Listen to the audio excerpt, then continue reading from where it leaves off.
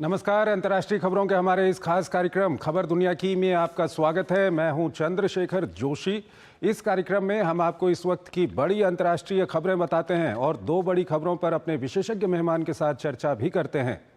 आज हम युद्ध विराम को लेकर यूक्रेन और रूस के रुख और पाकिस्तान में बलोच अलगाववादियों द्वारा ट्रेन हाईजैक की घटना पर चर्चा करेंगे। लेकिन आइए सबसे पहले आपको दिखाते हैं इस वक्त की अंतर्राष्ट्रीय हेडलाइंस। पीएम मोदी ने मॉरिशस के राष्ट्रीय दिवस समारोह में मुख्य अतिथि के रूप में लिया हिस्सा। दोनों देशों के बीच 8 समझौतों पर हस्ताक्षर। मॉरिशस के सर्वोच्च सम्मान से हुए सम्मानित।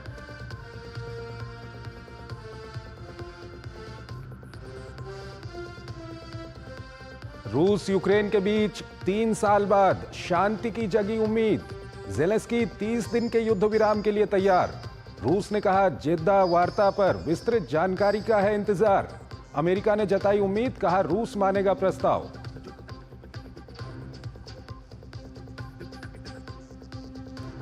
बलूचिस्तान लिबरेशन आर्मी के कब्जे से सभी बंधकों को छुड़ाने की पाकिस्तानी सेना की कोशिश अब तक नाकाम।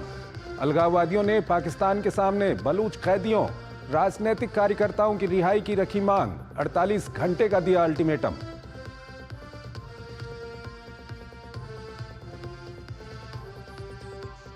दूसरे चरण से पहले गाजा संघर्ष विराम के लिए वार्ता का नया दौर शुरू। मध्यस्थता के लिए अमेरिकी दूत स्टीव विटकॉफ कतर में मौजूद। इजराइल हमास के मतभेदों के बावजूद सकारात्मक बातचीत की उम्मीद।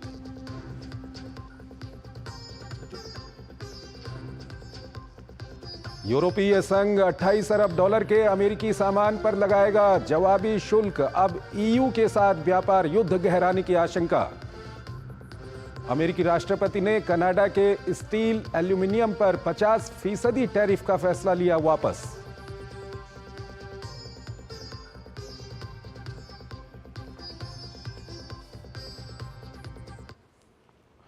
और आइए पहली खबर की ओर आपको लिए चलते हैं। पाकिस्तान में सशस्त्र बलोच अलगाववादियों द्वारा ट्रेन को हाईजैक करने से पूरी दुनिया का ध्यान एक बार फिर पाकिस्तान की इस दुखती रग की ओर खिंच गया है। पाकिस्तान के बलूचिस्तान और केपीके में जिस तरह सशस्त्र विद्रोही लगातार पाकिस्तान और वहां की सेना को कड़ी टक्कर दे रहे हैं, इससे तो यही लगता है कि इन इलाकों में अलगाव की आग अपने चरम पर है, जिससे पाक हुक्मरानों की चिंता काफी बढ़ गई है। ये रिपोर्ट देखिए।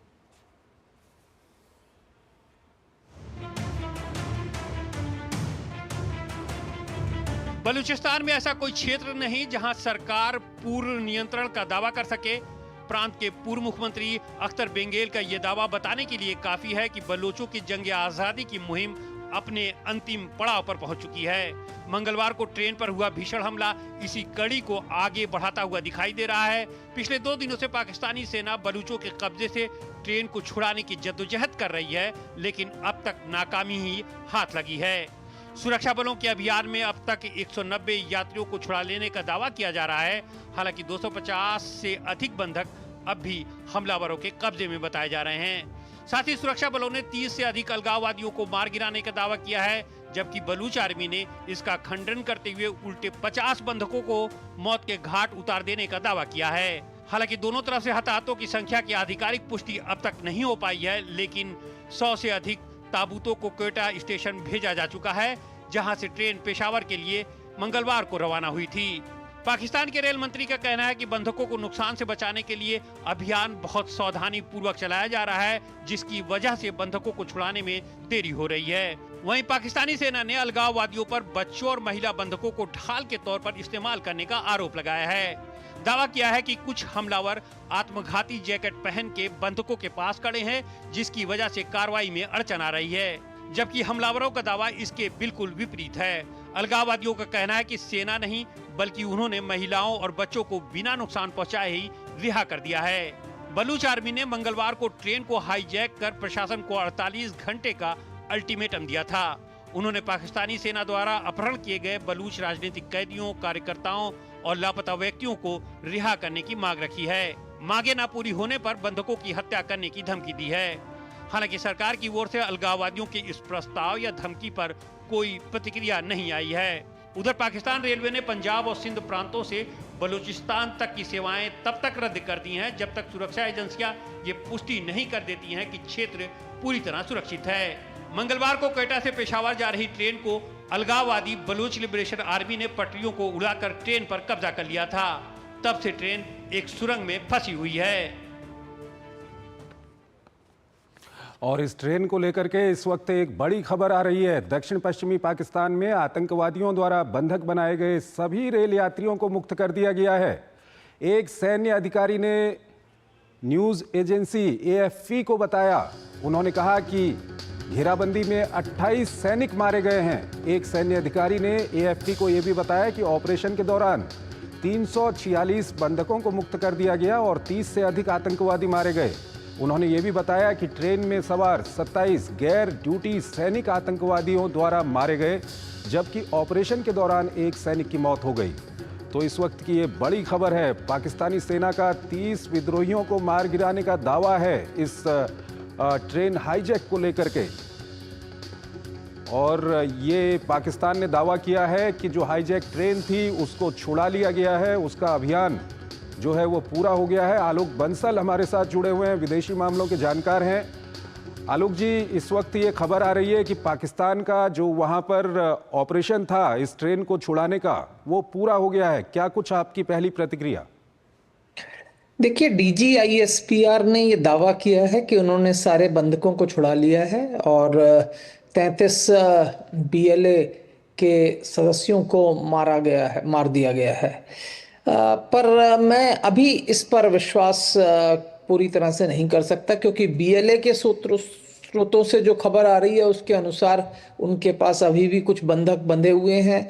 और जैसी कि पहली खबर थी कि 450 लोग इस ट्रेन पर सवार थे, तो अभी अगर 346 ही को छुड़ाया गया है तो अभी भी शायद कुछ लोग उनके कब्जे में हो सकते हैं, ऐसा माना जा सकता है। और जो पहले खबर आ रही थी उसके अनुसार कई सुरक्षा कर्मियों की भी मौत हुई है। अभी इस पर स्पष्ट रूप से कुछ कहना थोड़ा मुश्किल होगा, पर इसमें कोई शक नहीं कि ये जो ऑपरेशन था BLA के द्वारा, ये बहुत ही दुस्साहस से भरा हुआ था और इस तरीके का कोई भी कदम आज तक पाकिस्तान के इतिहास में किसी ने सरकार विरोधी तत्व ने नहीं उठाया, जिसमें कि एक पूरी की पूरी ट्रेन हाईजैक की गई हो 450 लोगों के सवारियों के साथ, और ऐसी जगह पे, ऐसी दुर्गम जगह पे जहां संचार का कोई साधन ना हो, जहां सुरक्षा सेनाओं को भी पहुंचने में करीब 48 घंटे लग गए और ट्रेन को छुड़ाने में। और अभी तक ये मुझे नहीं लगता कि सारे बंधकों को छुड़ा लिया है। ऐसा अवश्य होगा कि अधिकांश बंधक छूट गए हैं और इनमें से आधे से ज़्यादा तो उन्होंने ही छोड़ दिए थे, जैसा कि उन्होंने BLA ने पहले दावा किया था कि सभी बुजुर्ग, महिला, बच्चों को छोड़ दिया गया था और जो भी बलूचिस्तान के नागरिक थे उनको भी छोड़ दिया गया था। आलोक जी, यहाँ पर एक सवाल ये भी उठता है कि ठीक है, बलूचिस्तान की अपनी समस्याएं हैं, पाकिस्तान आर्मी ने वहाँ पर बहुत ज़्यादा एट्रोसिटीज़ की हैं, वहाँ पर बहुत ज़्यादा लोगों को परेशान किया है, लेकिन बलूच अलगाववादियों की जो ये दहशतगर्दी थी, जिस तरह की ये कार्रवाई थी, इसको लेकर के आप क्या कुछ कहेंगे? देखिए, कई सालों से बलोचों का ये कहना रहा है कि हमारी जो भूमि है उसके ऊपर इसको एक पंजाब की कॉलोनी बनाया जा रहा है, उपनिवेश बनाया जा रहा है, और इसके लिए उन्होंने कहा था कि पंजाबी मुसलमानों को यहाँ से चले जाना चाहिए और हम वो उनको टारगेट करेंगे। और अगर आपको याद हो, अगस्त में भी जो हमले हुए थे उसमें बसों और ट्रकों को रोक रोक कर जो पंजाबी लोग थे उनकी हत्या कर दी गई। ये एक तरीके की नस्ली अहिंसा कह सकते हैं, क्योंकि बलोचों का ये मानना है कि उनका जो भूमि है उसके ऊपर पंजाबियों ने राज्य कर दिया है और उनका दमन चक्र के लिए पंजाबी जो एस्टेब्लिशमेंट है वो काफ़ी हद तक जिम्मेदार है।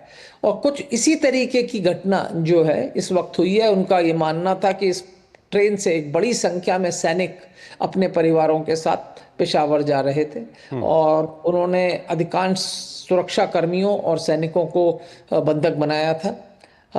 अब वास्तविक स्थिति इस वक्त क्या है ये कहना थोड़ा मुश्किल है, क्योंकि जो DGISPR की खबर है वो भी पूरी तरह से मुझे सत्य नहीं लगती कि कोई नुकसान नहीं हुआ, कोई भी बंधक नहीं हताहत हुआ। ये थोड़ा मुश्किल है इस बात को हजम करना कि जब इतनी बड़ी संख्या में लोगों को बंधक बनाया हो और उनको छुड़ाने की कोशिश की गई हो तो इसमें कोलैटरल डैमेज ना हुआ हो, इसकी संभावना बहुत कम है। ठीक है आलोक जी, इसके अलावा जो बलोच की ओर से जो लगातार कहा जाता है चीन को लेकर के, पाकिस्तान को लेकर के, काफ़ी वो वहाँ पर चिंतित दिखाई देते हैं, जिस तरह से वहाँ पर चीन की कई कंपनियाँ वहाँ पर मौजूद हैं, ये कितना बड़ा फैक्टर है? देखिए, बलोचों ने 2008 से ये कहा हुआ है कि चीन जो है इस्लामाबाद की मदद कर रहा है बलोच भूमि को कॉलोनाइज करने में और यहाँ पे अन्य प्रांतों के लोगों को बसाने के लिए। और इसके खिलाफ उन्होंने कहा है कि सब चीनी कंपनियां, चीनी नागरिक और जितने भी चीनी इंटरेस्ट हैं वो सब वैलिड टारगेट हैं। और इसके बाद से इन्होंने कई बार चीनी कंपनियों और चीनी नागरिकों के ऊपर हमला किया है।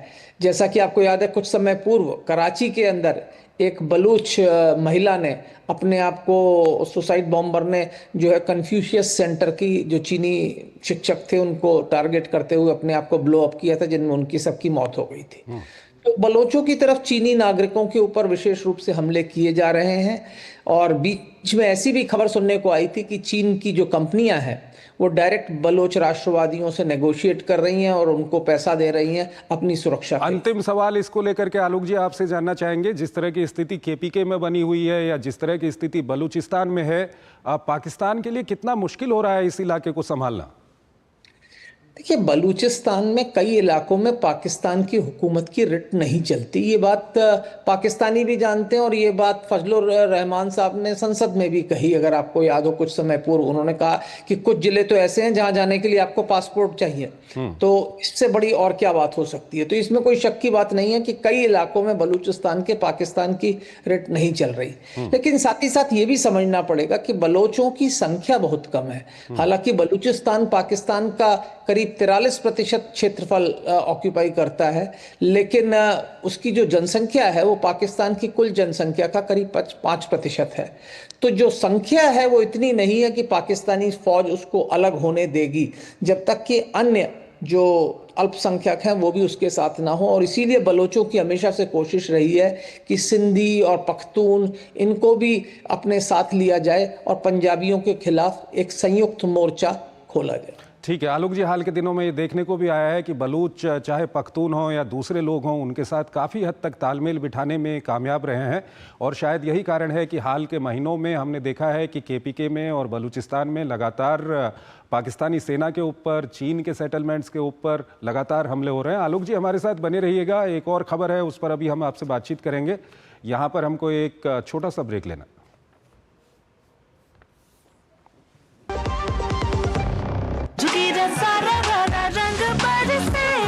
केसर से बनी भुजिया महके जब बेसन निकले तल के, लो स्वाद के पूरे गुब्बारे सरसों का तेल जो छलके, होली का जश्न मने जब साथ हो MDH शरबत और ठंडाई का, असली मसाले सच सच MDH। Ashutosh Verma, mutual funds distribute. अरे सर जी, म्यूचुअल फंड वाले खुद ही कहते रहते हैं डायरेक्ट इन्वेस्टमेंट कर लो।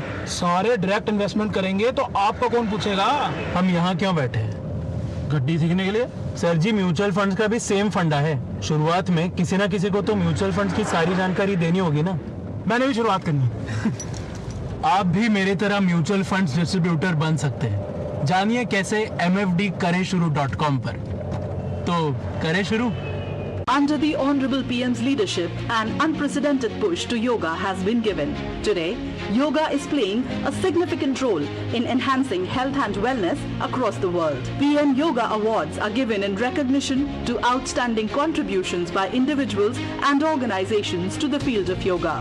These awards carry a trophy, certificate and a prize of 25 lakh rupees. Hurry! Send your entries through MyGov platform before 31st March. Visit Ministry of Ayush website or MyGov platform for more details. जब धरती चीर कर निकलता है लोहे का पत्थर और मिलता है मोंगिया के जोश से, फिर तपता है, पिघलता है और बनता है फौलाद। अब होता है सरिया सारी खूबियों के साथ, मोंगिया स्टील, मजबूत देश का मजबूत सरिया। जो लक्ष्य चुना था समझ आने लगा है। GLA यूनिवर्सिटी, उच्च लक्ष्य की निश्चित प्राप्ति। तुमने नौकरी छोड़ दी, अब आगे क्या प्लान है? Full time mutual fund distribution. बेटा, इतने में घर कैसे चलेगा? पापा, मेरे पास 150 क्लाइंट्स ऑलरेडी हैं और नए क्लाइंट्स मिलते रहते हैं। अब नौकरी छोड़कर full time mutual fund distributor ही बनूंगा। आप भी मेरी तरह म्यूचुअल फंड डिस्ट्रीब्यूटर बन सकते हैं। जानिए कैसे? mfdkareshuru.com पर। तो करें शुरू।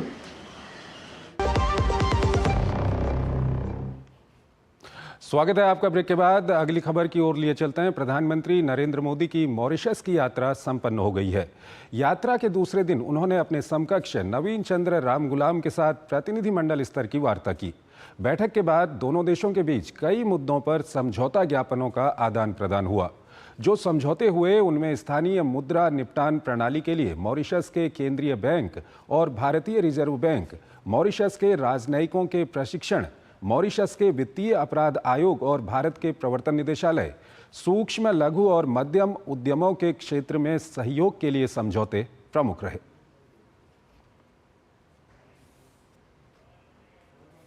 इसके अलावा प्रधानमंत्री नरेंद्र मोदी को मॉरिशस के सर्वोच्च नागरिक पुरस्कार से सम्मानित किया गया।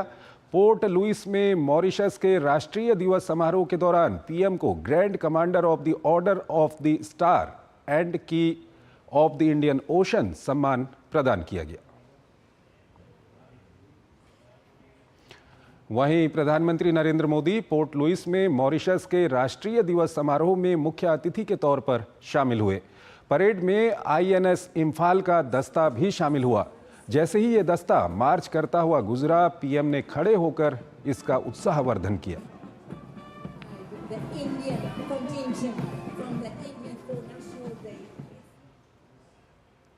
मॉरिशस के गंगा तालाब में प्रधानमंत्री नरेंद्र मोदी ने महाकुंभ से लाए गंगा जल को अर्पित किया। ये एक ऐतिहासिक क्षण रहा जब 50 वर्षों के बाद गंगा तालाब में फिर से गंगा जल को अर्पित किया गया है। गंगा तालाब मॉरिशस के महत्वपूर्ण हिंदू तीर्थ स्थलों में से एक है।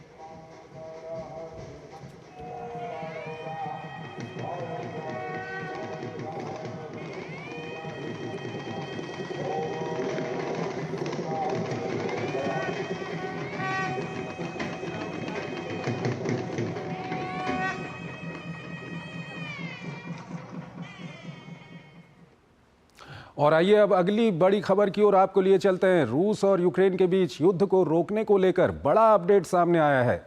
अमेरिका के साथ हुई बातचीत के बाद यूक्रेन युद्ध विराम के लिए राजी हो गया है। अमेरिका ने अब युद्ध विराम का पूरा मामला रूस के पाले में डाल दिया है। वहीं रूस का कहना है कि वो अभी इस प्रस्ताव का अध्ययन करेगा। ऐसे में शांति को लेकर यूक्रेन का पलड़ा फिलहाल भारी दिख रहा है। 30 दिन का युद्ध विराम, यूक्रेन ने सहमति जताई तो अमेरिका ने तुरंत गेंद रूस के पाले में डाल दी। अमेरिकी विदेश मंत्री मार्को रूबियो ने साफ कह दिया कि अब ये रूस पर निर्भर है कि वो इसे स्वीकार करता है या नहीं। अगर नहीं मानता है तो स्पष्ट हो जाएगा कि शांति बहाली की राह में रोड़ा कहां और कौन है। दरअसल मंगलवार को सऊदी अरब में अमेरिकी अधिकारियों के साथ बातचीत के बाद यूक्रेन ने तत्काल 30 दिनों के युद्ध विराम समझौते पर सहमति जताई थी। राष्ट्रपति डोनाल्ड ट्रंप ने यूक्रेन के इस फैसले का स्वागत करते हुए उम्मीद जताई कि रूस भी इस पर सहमत हो जाएगा। हालांकि क्रेमलिन का कहना है कि जिद्दा बैठक के नतीजों पर गहराई से अध्ययन किया जा रहा है, लेकिन पूरे विवरण का अभी भी इंतजार है। जबकि रूसी विदेश मंत्री सर्गेई लारोव ने कहा कि ऐसा कोई समझौता नहीं किया जाएगा जिससे रूस के लोगों का जीवन खतरे में पड़े। उन्होंने एक बार फिर दोहराया कि रूस यूक्रेन में किसी भी तरह की शांति सेना की मौजूदगी को स्वीकार नहीं करेगा। राष्ट्रपति ट्रंप के विशेष दूत स्टीव विटकॉफ गुरुवार को मॉस्को पहुंचकर जिद्दा वार्ता से जुड़ी जानकारी रूसी अधिकारियों के साथ साझा कर सकते हैं। इस बीच राष्ट्रपति ट्रंप ने अगले कुछ दिनों में अपने रूसी समकक्ष व्लादिमीर पुतिन से बात करने की उम्मीद जताई है। लेकिन यूक्रेन के खिलाफ ट्रंप द्वारा उठाए जा रहे एक तरफा कदम से रूस जितना पहले सहज महसूस कर रहा था, शायद वो स्थिति आगे न रहे। इसका कारण है कि अमेरिका ने यूक्रेन को रोक दी गई सैन्य सहायता को फिर से बहाल कर दिया है। यूक्रेनी सेना द्वारा इस्तेमाल किए जाने वाले स्टारलिंक उपग्रह को फिर से शुरू कर दिया है। साथ ही खुफिया जानकारियों को साझा करने के सिलसिले को फिर से बहाल करने की भी बात कही गई है। पिछले दिनों व्हाइट हाउस में डोनाल्ड ट्रंप और ज़ेलेंस्की के बीच हुई तीखी झड़प के बाद अमेरिका ने यूक्रेन को मुहैया कराई जा रही इन सुविधाओं को रोक दिया था। युद्ध विराम को लेकर रूस में जहां आम लोगों की राय बटी हुई है, तो वहीं कीव के लोग इसे लेकर आशंकित हैं। राष्ट्रपति पुतिन बार बार कहते रहे हैं कि वो बातचीत के लिए तैयार हैं और ट्रंप को भी लगता है कि पुतिन इसे लेकर गंभीर है। हालांकि सूत्रों का कहना है कि बिना किसी गारंटी के पुतिन किसी तरह के समझौते के लिए तैयार नहीं होंगे। पुतिन कहते रहे कि अस्थायी युद्ध विराम इसका कोई हल नहीं है। अब देखना दिलचस्प होगा कि पुतिन ट्रंप के ट्रैप में आते हैं या अपनी शर्तों का नया टारगेट तय करते हैं। आलोक बंसल हमारे साथ जुड़े हुए हैं, विदेशी मामलों के जानकार हैं। आलोक जी, जिस तरह की बातचीत हुई है यूक्रेन और अमेरिका के बीच में, उसके बाद कहा जा रहा है कि यूक्रेन शांति समझौते के लिए तैयार हो गया है, 30 दिन के युद्ध विराम के लिए तैयार है। हालांकि रूस का कहना है कि अभी हमको प्रपोजल नहीं मिला है और जब हमको प्रपोजल मिलेगा हम उसको स्टडी करेंगे और उसके बाद फैसला लेंगे। क्या कुछ आपकी प्रतिक्रिया है? देखिए, यूक्रेन का जब अमेरिका दौरा था राष्ट्रपति ज़ेलेंस्की का, उसके बाद जिस तरीके के हालात बने थे तो ऐसा लग रहा था कि यूक्रेन अलग थलग पड़ गया है। और उसके बाद अब जब सऊदी अरब में ये शांति वार्ता हुई है और इसमें यूक्रेन ने 30 दिन के युद्ध विराम की बात मान ली है, तो ये दर्शाता है कि यूक्रेन जो है अपनी जो पहले की जो उनकी पोजीशन थी उससे काफ़ी क्लाइम डाउन हुआ है। क्योंकि एक चीज़ हमें समझ लेनी चाहिए कि युद्ध विराम का मतलब है कि जो आज की स्थिति है करीब करीब वही सीमा बन जाएगी, वही एक लाइन ऑफ कंट्रोल बन जाएगी, लाइन ऑफ एक्चुअल कंट्रोल बन जाएगी, जो भी आप कहना चाहें, और वही धीरे धीरे एक तरीके से आधिपत्य की सीमा बन जाएगी। और यूक्रेन का अभी तक ये मानना था कि रूस उनके एक बड़े इलाके पे कब्जा किए हुए है, तो इस तरीके का युद्ध विराम उनके हित में नहीं है। लेकिन अब चूंकि यूक्रेन इसे मान गया है, इस समझौते को रूस को भेजा जा रहा है। रूस इसको पढ़ने की, एनालाइज करने की बात कर रहा है। मेरे ख्याल से रूस की कोशिश है कि वो 2-4 दिन का समय ले, क्योंकि वो कोशिश करेगा कि कुर्स्क इलाके में जो यूक्रेन की सेना रूस की टेरिटरी में है उसको पूरी तरह से निकाल बाहर करे, क्योंकि फिर रूस का पलड़ा काफी भारी हो जाएगा। अभी क्या है कि स्थिति है, हालांकि रूस एक बहुत बड़े भूभाग के ऊपर कब्जा करके बैठा हुआ है, लेकिन यूक्रेन के पास एक छोटा सा हिस्सा है रूस का। तो जब ये नेगोशिएशंस होंगी तो इसके ऊपर कुछ अदला बदली हो सकती है। लेकिन अगर रूस इस इलाके को करीब करीब पूरी तरह से खाली करा ले तो रूस का पलड़ा बहुत भारी हो जाएगा और रूस जो है यथास्थिति है उसके ऊपर शायद बातचीत करवाने में यूक्रेन से सक्षम होगा। और इसीलिए रूस जो है ये कह रहा है कि हम इसको पढ़ना चाहेंगे, इसका एनालिसिस करना चाहेंगे। लेकिन अब रूस के ऊपर दबाव काफी होगा, क्योंकि अमेरिका सैन्य सामग्री दे रहा है, इंटेलिजेंस शेयर कर रहा है, और साथ ही साथ जो मॉरल प्रेशर है वो भी रूस के ऊपर आ गया है। इस तरह से कह सकते हैं कि कहीं ना कहीं रूस अमेरिका के ट्रैप में आ गया। अब पूरा शांति को लेकर के दारोमदार रूस के पास है। ये कहना तो पूरी तरह से ठीक नहीं होगा, क्योंकि रूस जो चाहता था वो काफी हद तक हो रहा है। अमेरिका ने काफी हद तक रूस की शर्तें पहले भी मान ली हैं, और अगर अभी युद्ध विराम होता है तो यूक्रेन का एक बहुत बड़ा भूभाग जो है रूस के कब्जे में होगा। और इसमें अगर कुछ अदला बदली करे तो रूस हो सकता है जो उसकी डोनबास में जो चाहता था कि इस पूरे इलाके को कर ले, तो ठीक है। आलोक जी, बहुत बहुत शुक्रिया आपका हमारे इस कार्यक्रम में जुड़ने के लिए और दोनों ही विषयों पर अपना महत्वपूर्ण विश्लेषण हमारे दर्शकों के सामने रखने के लिए। और अभी हम आपको आज की कुछ और प्रमुख अंतर्राष्ट्रीय खबरें बताएंगे, लेकिन उससे पहले एक छोटा सा ब्रेक लेते हैं।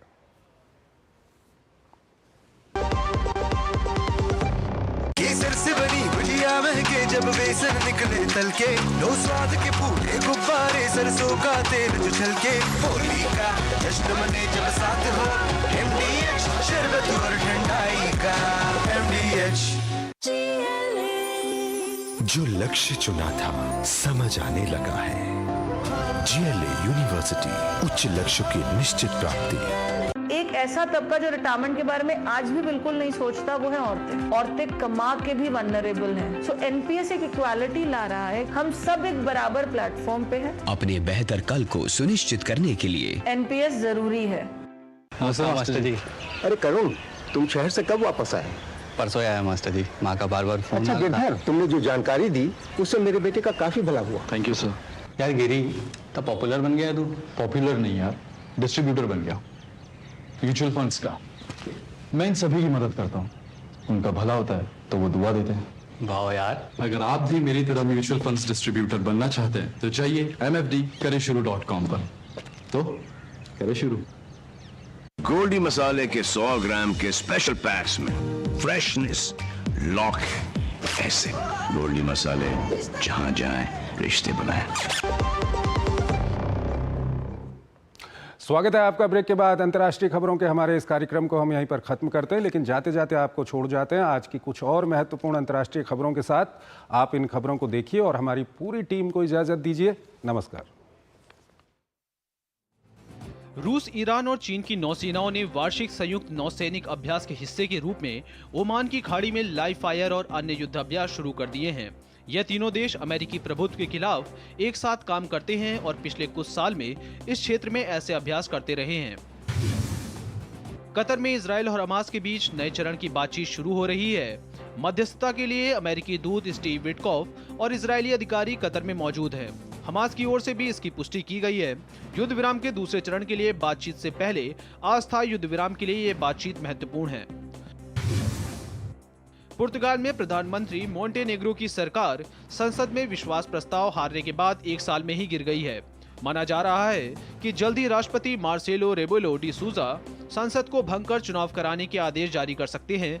दरअसल एक पारिवारिक स्वामित्व वाले व्यवसाय से जुड़े हितों के टकराव के घोटाले के कारण मोंटेनेग्रो का नेतृत्व सवालों में घिर गया था। अमेरिकी राष्ट्रपति डोनाल्ड ट्रंप ने विदेशों से स्टील और एल्यूमीनियम के आयात पर 25% टैरिफ लागू करने का ऐलान किया है।